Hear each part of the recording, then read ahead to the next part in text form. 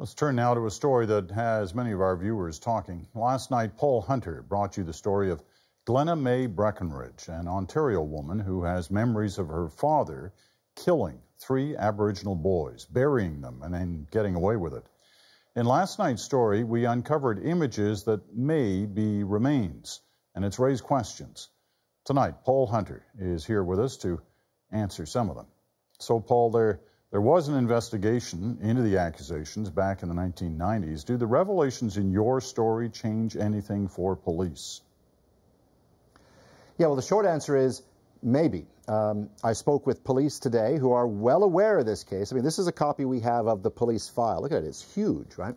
Today, police said to me, look, we did a thorough investigation of this back in the day. They took Glenna Mae seriously, and they looked hard for bodies on that property, but indeed, they found none. And so eventually the case became inactive. Today they asked to see our documentary, and they told me they want to review what we found, compare it with where they looked, and then decide what steps to take. They underline, Peter, homicide cases are never closed. And if they think those blobs that we saw on that computer screen might really be bodies, and there's a chance they might not be, but if they think so, they'd look at restarting that investigation. Bottom line, it's caught their eye.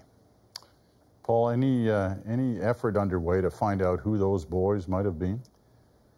Yeah, well, I'll tell you, our story got a lot of people talking today who are very interested in helping to find out. We heard from Aboriginal leaders, for example, who told us they'll get the message out to families and community leaders to think hard about, old tales from way back, perhaps, of boys someone might remember who may have just disappeared the summer of '55 and were never heard from again. But that's a long time ago, and it's hard because the ugly truth, unfortunately, is that for Aboriginal boys who went missing in Canada back in the 1950s, let's say runaways from residential schools, often no one noticed or cared. Records were often lost or not kept at all, and thus their families might not even know they vanished. So it's complicated. But tonight, Peter, because of that documentary, at least people are trying.